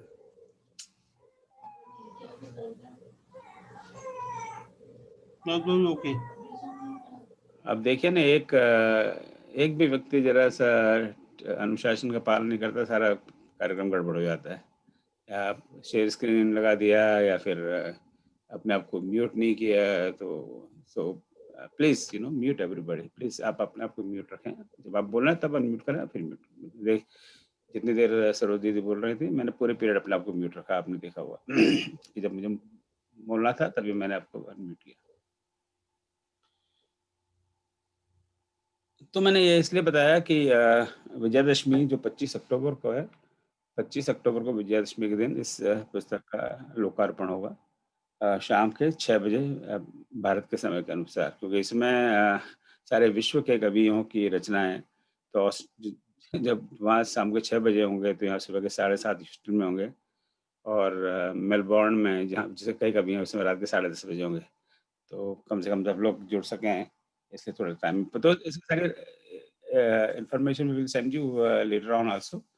पर मैं आपको ज़रा अभी से, आज क्या तारीख हुई? 3 अक्टूबर है ना, तो करीब 3 सप्ताह पहले आई want two heads up, America में कहते हैं हेड्स अप, बताता हूँ कि अपना थोड़ा समय फ्री रखें रविवार को शाम को 6 बजे भारत के समय के अनुसार, और आप और कंट्रीज़ में हो तो you adjust your time accordingly. दूसरे प्रोजेक्ट जो अभी तो इस ये प्रोजेक्ट बड़ा टाइम कंज्यूमिंग रहा। अरे मेरा हालाँकि मुझे बहुत आनंद आया, बहुत कुछ सीखने को मिला, मैं तो सबसे सीख ही रहा हूँ। But it took lot of my time, but at the end of the day आपको वो पुस्तक पसंद आएगी, राम जी ने चाहा तो, क्योंकि इसमें गीताएँ मैं तो बस आश्चर्यचकित रह गया कि हमारे यहाँ कितने बड़े विद्वान लोग बैठे हुए हैं। और चलो, और दूसरा जो प्रोजेक्ट है वो रामायण क्विज़ पर है, जो ऑलरेडी स्टार्ट हो चुका है। कल या परसों उसका एक मॉक टेस्ट दिया गया था कि ताकि लोगों को पता लगे कि इसका फॉर्मेट कैसा है वगैरह-वगैरह, ताकि बाद में जब एक्चुअल हो तो एकदम चक्कर नहीं पड़ जाए। फिर उसके बाद हम लोगों ने ज़ूम की ट्रेनिंग भी दी कि कई बार पहली बार वो ज़ूम यूज़ कर रहे होंगे, और फिर वो पहली बार आप किसी भी चीज़ को यूज़ करते हो तो कन्फ्यूज़न रहता है। तो we give 2 sessions of Zoom, जो मेरे अनुज शिव ने कंडक्ट किया था। और कल रविवार को उसका पहला फर्स्ट राउंड है। सो सारी इन्फॉर्मेशन उनको भेज चुके हैं for the first round of zoom tomorrow. करीब 620 जितने लोगों ने again world wide send their request to participate in this contest. So अब 620 को कल एक पहला फर्स्ट राउंड चलेगा, उसमें से कुल लोग करीब 100 लोगों को चुनकर, अब number is not decided but I am just saying a number right now, may be 80, 100, 120 जैसा भी। अगेन इसके भी पूरे कई लोग इसमें इन्वॉल्व हैं, उनका फिर चयन करके फिर एज ग्रुप के हिसाब से we will have second round, and then the final round will be during the Navratra week. So अब जितना आप सब लोग व्यस्त हैं, पर जितना समय आपको मिल सके आप इसमें जुड़िए और लोगों को प्रोत्साहन दीजिए। आप लोग, मुझे पता है कई लोग डायरेक्टली इसमें जुड़े हुए हैं जो और कई लोग अगर डायरेक्टली नहीं है तो इनडायरेक्टली हैं, तो उसमें जुड़िए। So October again is going to be very busy month. हम लोगों ने पहले सोचा था कि 17 से 25 जो नवरात्रि के दिन है, 9 दिन, उन दिनों में वी विल हैव वैश्वग्राम महोत्सव। और सब प्रोजेक्ट में लगे होने के बाद में बहुत ज़्यादा प्रगति नहीं हुई है, पर अब अगले वीक तो अब हम शुरू करेंगे। So we will have some activity every day. So अभी भी कोई आपका कुछ सुझाव हो तो आज या कल में भेज दीजिए, because from next week onwards I want to sit down and finalise all the programmes for Vaishvagram Mahotsav. तो राम से संबंधित कोई भी आपका कोई आइडिया हो, सजेशन हो, तो यू प्लीज ईमेल मी और send me a WhatsApp message. So I thought I will share all this with you. तो अब मैं बस इसको, क्या समय हुआ, I open for discussion on today's presentation, जो सर जिन्हें रस पे बात की थी। और कृपया जहाँ तक संभव हो अपनी टिप्पणी शॉर्ट रखें और विषय से संबंधित रखें। पर एक मुझे इनकी बात सुनकर एक लंका कांड का एक सोरठा कहने का मन कर रहा है। तो जो जो करुणा की बात की थी, तो सबसे ज़्यादा करुणा का दृश्य अगर रामचरितमानस में देखें तो मेघनाथ की जो शक्ति लगती है लक्ष्मण को, उसके बाद में जो राम जी की करुणा है, तो उसको अगर कोई भाव से पढ़े और उसके आँख में आँसू नहीं आए तो मैं समझता हूँ वो व्यक्ति नहीं पत्थर है। तो क्योंकि भगवान राम बहुविध सोचत सोच विमोचन, स्रवत सलिल राजीव दल लोचन। सोच से छुड़ाने वाले श्री राम जी बहुत प्रकार से सोच कर रहे हैं, जो आज, और उनके कमल के पंखुड़ी के समान नेत्रों से आंसुओं का जल बह रहा है।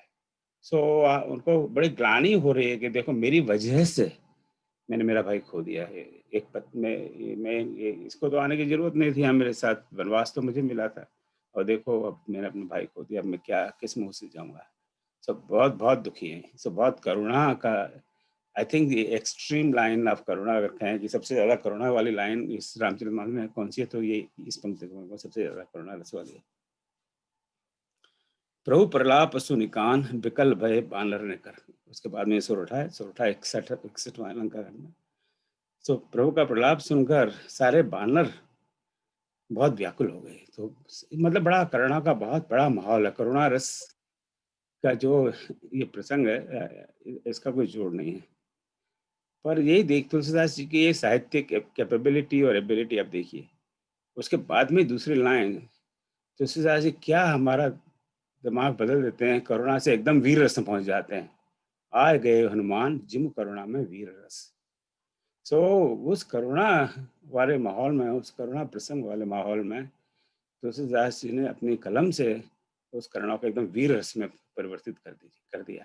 आए गए हनुमान जिम करुणा महावीर रस। हर्ष राम बैठे हो हनुमान अति कृतज्ञ प्रभु परम सुजाना। और बाद में तो सब बड़े आनंद की बात है और एकदम जोश आ गया लोगों में, अरे अब क्या बात है। और वहीं से सारे युद्ध की परिस्थिति बदल जाती है। सो ये एक तुलसी बाबा का एक साहित्यिक कमाल है। मैं तो हमेशा बार बार कहता हूँ कि हम तुलसी जी को एक भक्त की तरह देखते तो अच्छी बात है, पर एक साहित्यकार की तरह देखिए। कई ऐसे बहुत लोग समाज में हैं जो रामचरितमानस की टीका टिप्पणी करते हैं और उसमें ये ठीक नहीं है, वो ठीक नहीं है, पर आप इसको एक भक्ति की तरह मत देखिए, इसको एक साहित्य की रचना की तरह देखिए। और साहित्य की हम दुनिया भर की रचनाएं पढ़ते हैं, कहानियां पढ़ते हैं, किस्सा पढ़ते हैं, हिंदी में पढ़ते हैं, अंग्रेजी में पढ़ते हैं, पढ़ते आ रहे हैं, अभी भी पढ़ते रहते हैं।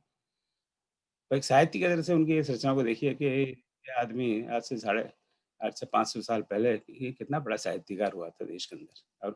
और उसकी जोड़ का अब साहित्यकार ढूंढना बड़ा मुश्किल है। सो फिर से मैं सरोज जी का आभार मानता हूँ, धन्यवाद देता हूँ। आपने बड़ी कृपा की, आपने हमें बड़ा ज्ञान दिया। अब मैं अपनी बात को यहाँ पर रोकता हूँ और I open this for discussion and questions and comments. So that's all yours.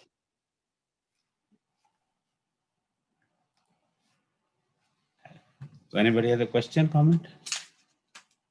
में सरोज दीदी ने बहुत ही अच्छा विषय चुना और एमए हिंदी के बाद आज पहली बार 46 साल में अमेरिका में ऐसा विवरण, ऐसा रसमय अनुभव, आश्रय, अवलंबन, ये सब चीजें बिल्कुल हम भूल गए थे। बहुत बहुत धन्यवाद। आपकी प्रस्तुति बहुत सुंदर थी। आज के आनंद आप तो भाग्यशाली हैं कि आप एमए हिंदी में, हम जिसों का क्या है, जिनका एमएससी मैथमेटिक्स में, हम तो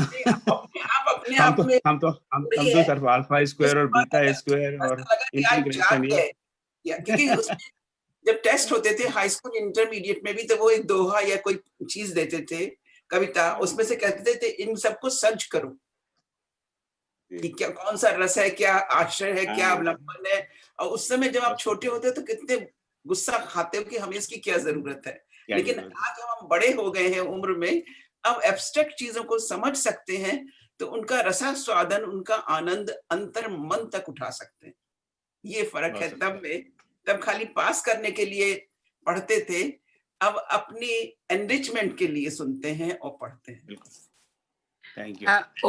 ओम जी, आप तो रसों के खान हैं, इसलिए आपको साइंस का जो केमिस्ट्री है वो हर रसों में मिलता है और आप सबको बांटते हैं, इसलिए बहुत बहुत धन्यवाद आपको। मुझे तो एक लालच रहता है कब पहुंचूं, कब सुनूं, सुबह हाले होता है, जुट नहीं पाती हूँ, क्षमा चाहती हूँ उसके लिए। और बहुत ही अच्छा रस की चर्चा हुई। आप सभी को बहुत बहुत धन्यवाद। धन्यवाद। मीरा जी सियाटल में है, जो उस समय सुबह के 8:30 बजे होते हैं वहाँ पे, तो इतनी जल्दी उठना, तैयार होना, आना भाई बहुत बड़ी बात है। सो धन्यवाद, आप जुड़ते हैं। So nice. सब ये भी हिंदी की प्रोफेसर रही हुई हैं, बड़ी विदुषी हैं, बड़ी अच्छी अच्छी कविताएं, भजन लिखती हैं। ओम जी, मैं भी एक लाइन बोलना चाहूंगी। हाँ प्लीज दीदी बोलिए ना। सुशीला मैम मोहन का बोल रही हूँ। सरोज जी, आपने मुझे 55 साल पीछे पहुंचा दिया, जबकि रस शुरू बार पढ़ा था और उस समय 2 रस कम थे आपके कहे के अनुसार। लेकिन आज आपका वर्णन सुनकर हमको लगा कि मैं क्लास में वैसे ही बैठी हूँ। वो महादेवी वर्मा के प्रिंसिपलशिप में हम लोग जब वहाँ पढ़ा करते थे रस, तो आपको बहुत बहुत धन्यवाद है रानी। और आप इसको लिखित में दीजिए हमें, तो हम आपके बहुत ही आभारी रहेंगे। धन्यवाद। तो आप अगर इसको लिख दें तो we can mail to everybody. Saroj ji आपको समय मिले और राइट एन आर्टिकल और समथिंग, तो फिर हम सबको फिर ईमेल कर देंगे ताकि सबको इसका जी जरूर। लाभ मुझे मिलेगा। कुछ टाइम लग जाएगा टाइप करने में। हाँ नहीं आराम से लिखिए। हाँ मैंने भी आपको सुनते सुनते आपके कुछ नोट्स लिए थे, पर वही मैं दे दूंगी, आप नोट्स की भी जरूरत नहीं है, मैं दे हाँ नहीं धन्यवाद यार, धन्यवाद सरोज जी। हाँ मैं भी बहुत आभारी हूँ आप सबके। धन्यवाद, बहुत बहुत धन्यवाद। धन्यवाद, बहुत धन्यवाद। रस से सराबोर कर दिया, रस से सराबोर। मैं भी आभारी हूँ आप लोगों के सबके। मैं एक बार डर गया, मैंने कहा आप कर रहे हैं, आपने बोर कर दिया। मैंने कहा क्या कह रही हैं? मैं भी ये आपने समझ कहा रही पर ये बोला शराब बोर कर दिया। मैंने कहा शराब और क्या हो क्या रहा है इनको? आज सरस्वती जी को शराब की बात कर रही हैं। ठीक है, मैं अब इनसे हास्य से थोड़ा सीख गया, तो मैं भी जरा ऐसा ही आपके अर्थ का अनर्थ निकाल रहा हूँ। नहीं बिल्कुल हास्यरस बना दिया इसे, हास्यरस बना दिया। वैसे इस शब्द देखिए, अगर जब तक हम साधारण जिंदगी में ये सारे शब्द भूल जाते हैं, जैसे आपने दीदी कहा सहोदर, धरातल, ये इतने बड़े शब्द भी नहीं है, प्रयोग में नहीं आते हैं, तो सारे उससे स्मृति से पटल से खत्म हो जाते हैं। इस चीज के बारे में कह रही है। और anybody else has any other comment और कोई किसी का कोई टिप्पणी? एक मुझे जनरल नॉलेज, मानस में कौन सा रस प्रधान है? सब रस है उसमें। सब रस है, मगर कौन सबसे प्रधान है? सबसे प्रधान तो मैं तो मेरे समझ से वात्सल्य रस सब में प्रधान है। तो मैं तो कहूँगा जो भक्ति रसी प्रधान है, अगर वो है, हाँ लगता है हमें भी भक्ति रस है इसे अल्टीमेटली है तो भक्ति का ही ग्रंथ, भक्ति रसी, बिल्कुल। फिर वो अपनी थैंक यू। ये तो हाथी वाली बात हो गई कि हाथी कैसा लगता है, छह अंधे और एक हाथी के कान पकड़ लिया तो वही है ना, जाकी रही भावना जैसी प्रभु मूरत देखी तैसी। हम ऐसा ही जो हम रस देखना चाहेंगे हर जगह, जैसे आपने कहा कि करुणा का रस, भगवान जो कि खुद अवतार है, वो कैसे विभल हो रहे हैं। जब भगवान प्रकट होते हैं, माता कौशल्या का वात्सल्य रस, जब भगवान को वियोग हो रहा है, हे खग मृग हे मधुकर सेनी तुम देखी सीता मृग नैनी, तो सभी रसों का जैसे सरोज दीदी ने अपने अपने दोहों से हम सब लोग को बताया। बहुत बहुत धन्यवाद सरोज दीदी, आपने बहुत अच्छे उदाहरण दिए, बहुत अच्छी हमारा ज्ञान वर्धन किया। हम भाग्यशाली।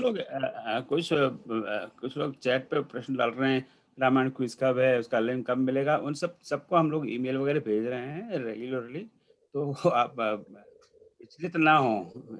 सो अगर आप अभी आपको ईमेल या तो मिल गया होगा या मिलने वाला होगा, क्योंकि अभी क्विज होने में अभी करीब 24 घंटे बाकी है। So and please keep checking your email. एक मैंने देखा है कि जब से व्हाट्सएप ने आक्रमण किया है हम पर, तो लोग बाग ईमेल देखना भूल गए। So that I am experiencing, her age group में मैं देख रहा हूँ कि उनको कितने भी ईमेल भेजो कोई जवाब नहीं, व्हाट्सएप भेजो, फिर व्हाट्सएप भेजना पड़ता है कि आप अपना ईमेल देखिए, तब जाके ईमेल देखते हैं। सो जो क्विज वगैरह में भाग ले रहे हैं या कर रहे हो, प्लीज सी योर ईमेल, क्योंकि व्हाट्सएप से इन सबको मैनेज करना बहुत मुश्किल है। लेकिन मेरे साथ तो विडंबना, मैं खाली ईमेल से ही सब कुछ देखती हूँ। मुझे बहुत नहीं आप तो व्हाट्सएप से दूर ही रहती हैं। अच्छा है आपने ये छूत का रोग नहीं लगाया। तो आप सबसे निवेदन है, इवन आप जैसे जो और की जैसे अभी मुझे अगले सप्ताह शायद हम वो सेशन करेंगे कि मानस में मेरा मनपसंद प्रसंग।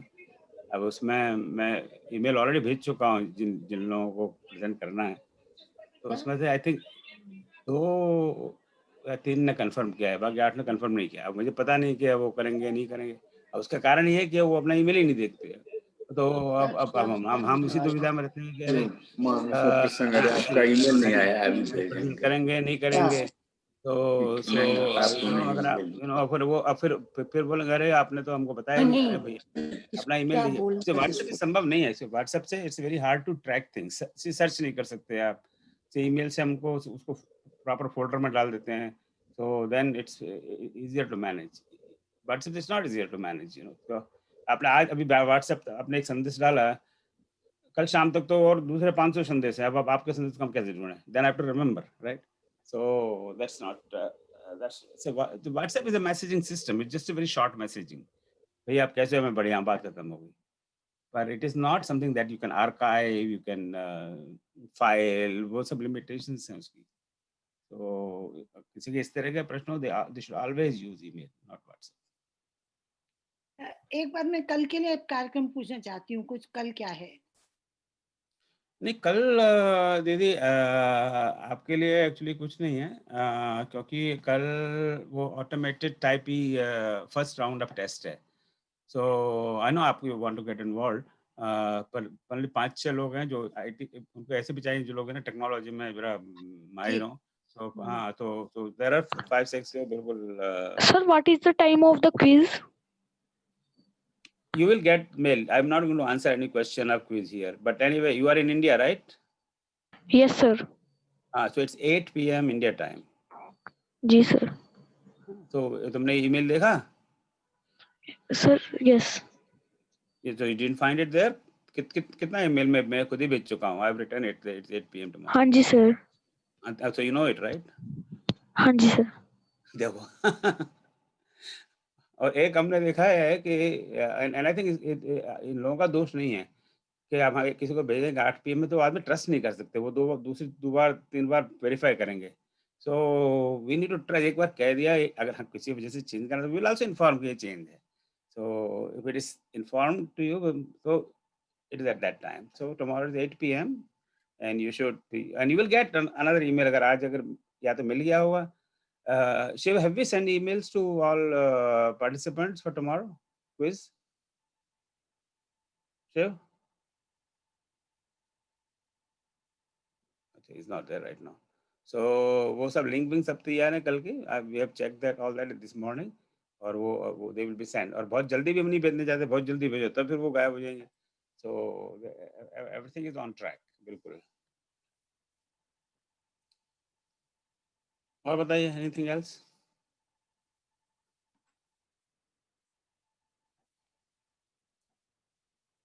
सर जो क्विज है वो गूगल फॉर्म पे होगा? हाँ, गूगल फॉर्म होगा, just like mock quiz. Did you appear in mock quiz? Yes sir. हाँ, exactly same way. जैसे mock quiz में था, ऐसे मतलब the questions will be different. Thank you sir. Thank you sir. तो mock quiz में you have 5 questions like who was Ram's wife. इसमें इस तरह का इतना easy question नहीं होगा, right? So yes sir, it is too easy.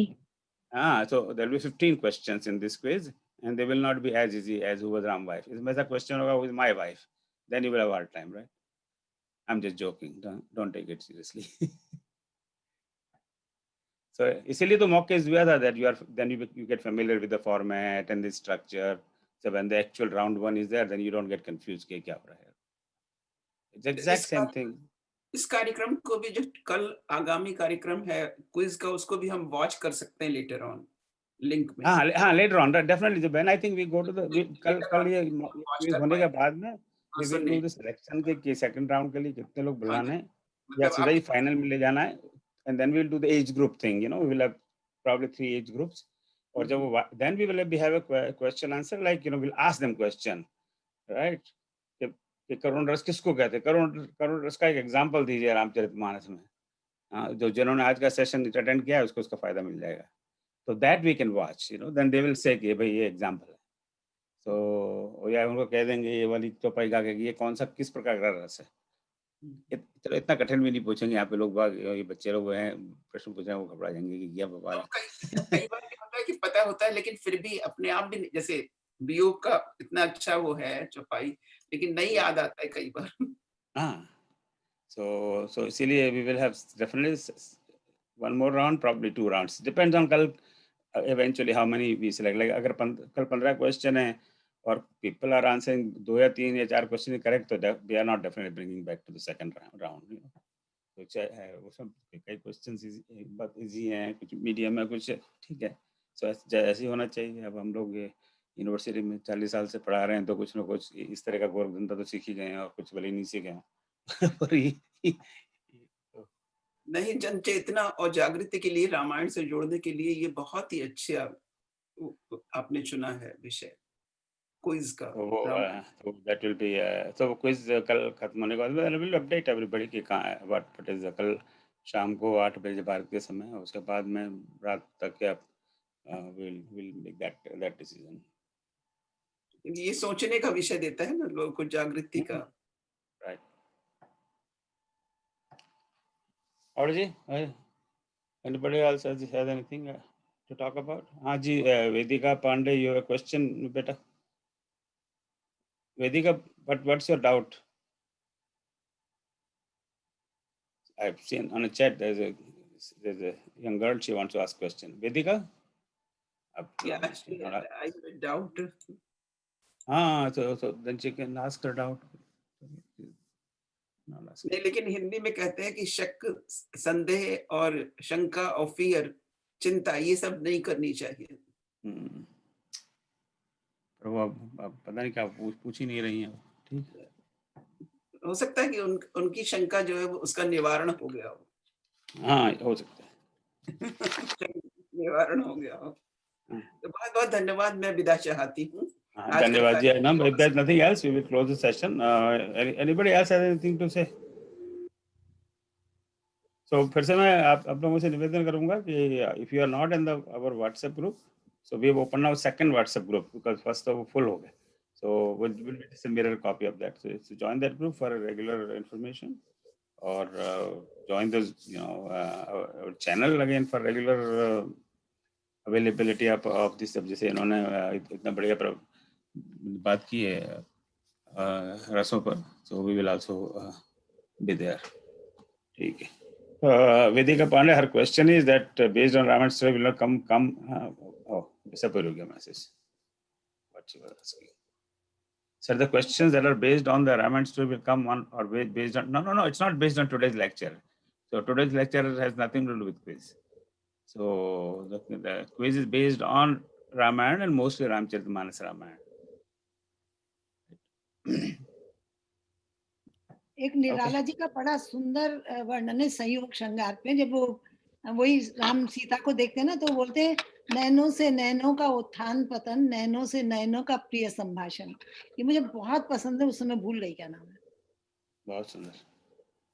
मतलब कितनी यानी शालीनता थी। ऐसा नहीं है कि कोई किसी प्रकार का असभ्य व्यवहार हो, बस खाली उसी में उन्होंने सारी बातें कर ली। खाली नेत्रों के झुकना और उठने से ही पूरी बातें उनकी हो गई। बहुत ही सुंदर वर्णन था। चलिए, I think we are done for today. So सबको बहुत बहुत धन्यवाद। जय Shri Ram and let's just close.